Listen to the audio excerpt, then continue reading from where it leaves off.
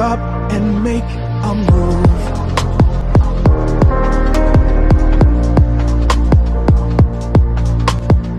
Day makeup routine. Without further ado, let's get into the video. Guys, before I start putting some base on my face, maglalagay muna ako ng lip moisturizer. And I'm gonna be using a few moments later. Itong Sebamed. Padala to ng mama ko and maganda siya sa lips. Sobrang moisturizing niya. Ito yung tumata yung lip mask ko. Lalagay ko lang siya dyan. Then, antayin ko lang na ma-moisturize niya yung labi. So, let's start. Bago ako maglagay ng kung anek-anek sa mukha ko, mino-moisturize ko muna yung face ko using this Eye White Korea. Hindi siya makita. Ayan. Eye White Korea Aqua Moisturizer Whitening Vita. Lagay ko siya dyan. Dito. Dyan. Then dito. Then, i-blend ko lang siya evenly. Ayan. Sobrang ganda neto, guys. Hindi ako talaga, nagbo-moisturizer ako dati, pero yung ginagamit ko is Dove Beauty Cream. Ito, nakita ko siya kay Mama Ann Klutz. Yan. Isa rin sa mga pinaka-favorite kong vlogger. Yan. Sobrang lagi niyang ginagamit to. Then, yan. Antayin lang natin siyang set na yung moisturizer ko. Maglalagay na ako ng primer. Ang ginagamit kong primer everyday is itong Quick Effects No Shine Mattifier. Maganda to, guys. Ano lang to? This retails for 99 pesos sa Watsons. I don't know if 99 pa rin siya. Pero yun, sobrang mura ng primer na to. And maganda siya. Although, minamat niya na yung face mo. Medyo na-blur out niya yung mga pores mo na malalaki dyan. Matatago niya yung mga kamalas-malasan sa pagmumukha mo. Tsaka, tinutulungan niya na maging... Ano nga ba yun? Tinutulungan niya yung foundation na madaling i-apply, gano'n. Ayun guys, nag-set na yung aking primer. And for my foundation, I'll be using itong Fit Me Poreless Foundation ko, guys. Sobrang gamit na gamit ko to. Actually, pangalawang bote ko na to eh. Kasi sobrang ganda niya talaga. I'm in the shade Classic Ivory 120. So, ayan. Let's apply this. Nilalagay ko lang siya sa likod ng... Ang dami! Nilalagay ko lang siya sa likod ng kamay ko. Ayan. Nagaan yung light. Ayan, guys, nakikita nyo, medyo liquidy talaga siya. Pero, ang coverage naman nito, guys, palumpalo, mga Mars. Ayan. Dinadat-dat ko lang siya sa mukha ko. I have mirror here. Dat lang siya sa mukha ko. Eto, guys, hindi siya katulad ng ibang foundation na kapag nilagay mo, pwede mo siyang idat-dat. Kasi yung ibang foundation, pag ginanyan mo, guys, sobrang bilis mag-set. Mahihirapan ka ng i-blend siya after. So, ayan. Blend.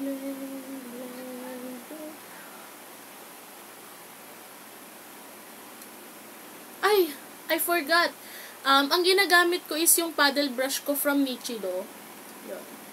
So, hindi pa ako masyadong kompleto sa mga brushes, guys, kasi nag-i-invest pa lang ako ng para sa mga brushes ko. So, ayun, lagay lang natin siya dyan. Pag nagfa-foundation ako, guys, ang kinukuha kong shade is one shade lighter from my normal shade. Ewan ko lang, nasanay lang ako. Although, hindi naman ako sobrang maputi. Ganon. Sakto lang. Ayan, mukha kong multo. Wait lang, guys, blend lang natin ito. Guys, take note. It always takes time to blend.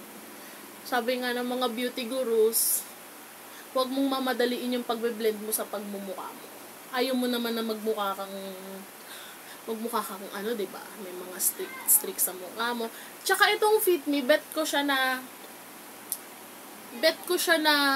inaano talaga, biniblend using paddle brush.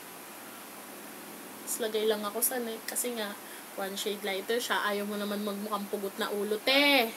Ayaw mo nun. Gusto mo ba yun? Hindi na sila naglalagay ng foundation. Guys, pero yung iba, hindi na sila naglalagay ng foundation sa neck. Pero, kasi siguro, saktong-sakto lang naman yung shade sa mukha nila. So, hindi na nila kailangan maglagay sa neck. Pero since one shade lighter nga yung kinukuha ko, ayoko naman magmukhang pugot na ulo, te. Nilalagyan ko siya. So, ayan. I don't know if you can see, guys. Baka siguro sa feedback ng light, sobrang puti. Pero in person, mukha siyang natural sa akin. So, after ko ilagay yung foundation ko, ang ginagawa ko is naglalagay ako ng lip tint sa pisngi ko. And for my cheek tint, I'll be using this Colorette Cosmetics na Intense Lip and Cheek Oil. Yes, guys, cheek oil siya kasi, guys, grabe to. A little goes a long way. Tignan nyo, guys. Ang ilalagay ko sa face ko is 2 dots lang. As in, 1, 2. Tapos tignan nyo naman, guys. Oh, pak. Oh, te, sangka pa. Oh. Hindi ko masabi kung madali siyang i-blend or mahirap. Kasi may time na, it depends on the foundation that I use. Tagang binila. It depends on the foundation that I use. Kasi, pero sa Fit Me, okay lang naman siya pag biniblend ko. Medyo, makapit kasi siya, guys, since oil pa siya, diba? Dapat nga madali i-blend kasi oil siya. So, ayan. Dito lang ako naglalagay, dyan. Tapos, padrang, blush ng konti. Hindi ako masyadong mapula maglagay, guys, kasi ayoko naman mabukang sinapak, diba? So, ayun.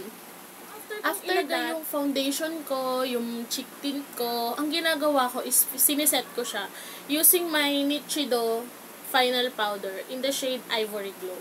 Diba? Puro ivory ang shade, te. Porcelana. May times na nagbe-bake ako, may times na hindi.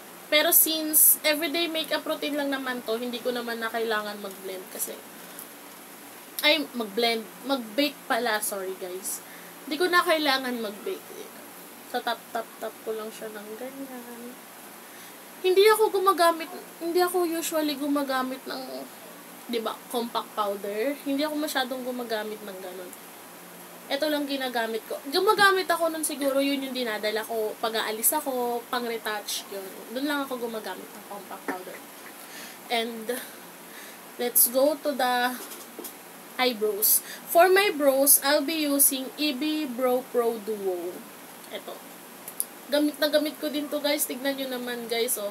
Ang liit niya na. Bibili na ako. Kailangan ko nang bumili ng bago kong pangkilay. Ang maganda dito, guys, is meron na siyang retractable pencil.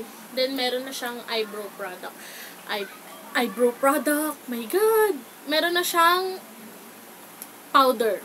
Eyebrow powder. Ang ano ko lang is wala siyang spoolie. Wala siyang spoolie. So, ayun, medyo mahirap to, guys. So, dito ako titingin kasi nandito yung salamin ko. Pag nagkikilay ako, sinisimulan ko sa baba. Kasi dito ko inaano eh. Parang dito nakabase yung magiging shape ng kilay ko. Hindi, you know what, guys? Hindi naman kailangan araw-araw on flick kayo, diba?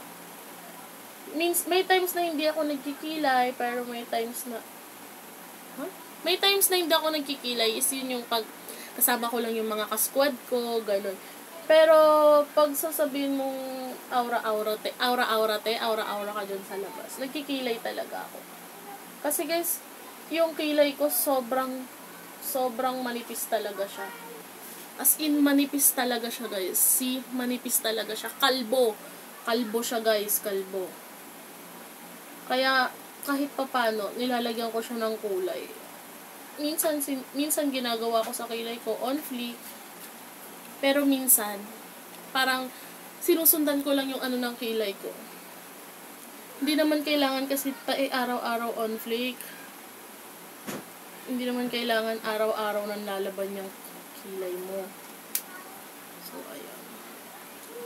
Yan. I'm done shaping it. Tapos na ako mag-shape. Ang gagawin ko na, is gagamitin ko tong eyebrow eyebrow powder para i-fill in siya. Yun yung pinang-fill in ko, guys, dito. Yan. Focus ka. Yan.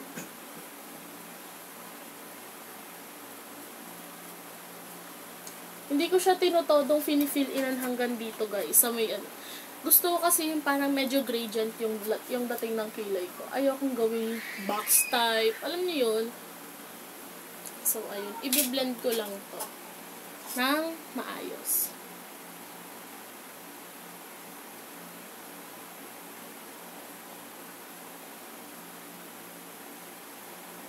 Pak! So, medyo maiksi yung kilay ko today. Ewan ko, guys. Hindi talaga ano yung kilay ko. Hindi siya, alam mo yun, yung kilay ko, yung shape, yung nagiging itsura ng kilay ko, dumidepende sa mood ko. Pag maganda yung kilay ko, ibig sabihin maganda yung mood ko. Pero may times na sobrang pangit ko magkilay, guys. Talagang sabog talaga yung kilay ko. Ang ending, buburahin ko na lang siya. Ganun yung nagiging ending niya. So, ayan. I'm done with my brows. Guys, ang bros, hindi sila twins. Sisters lang sila. Kaya hindi kailangan sobrang perfect na pantay talaga. Hindi ka makakita ng kilay na ganun, te. Ayun, tapos na tayo sa, mag-focus ka sa face ko. Ayan, very good. Tapos na tayo sa foundation, sa cheek tint, sa brows. Let's go to the lips. Ang gagamitin ko sa aking labi is itong aking Vice Cosmetic Phenomenal Velvet Lipstick in the shade Kumelavu. Maganda to, guys, kasi kung gusto mo yung everyday na lang, yung hindi masyadong matte, ayaw mo nang mabigat sa labi, perfect shade siya. I mean, perfect formula siya. Sobrang nakaka-moisturize. So, nag-aano lang ako ng lip liner.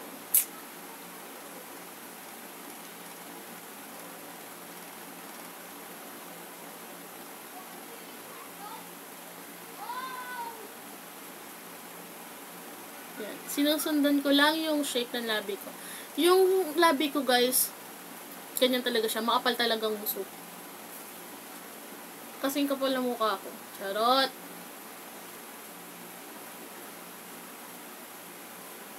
Nga pala, guys, kung may naririnig kayo na medyo parang hangin, yung electric fan yun.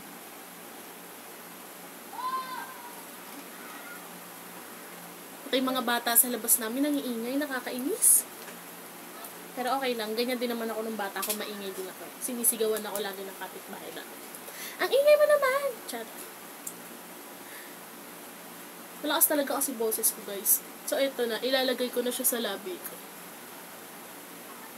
Ang ganda pa ng shade na to, guys. Talagang nakaka-fresh. Nakaka-fresh talaga siya as in. So, ayan. Ang easy to glide pa siya sa labi. Yung isang ganun mo, enough na yon para sa full lips mo.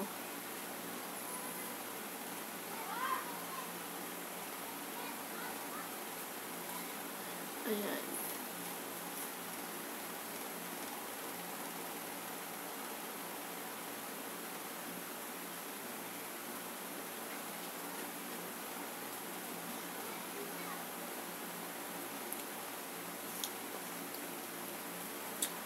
So, ayan.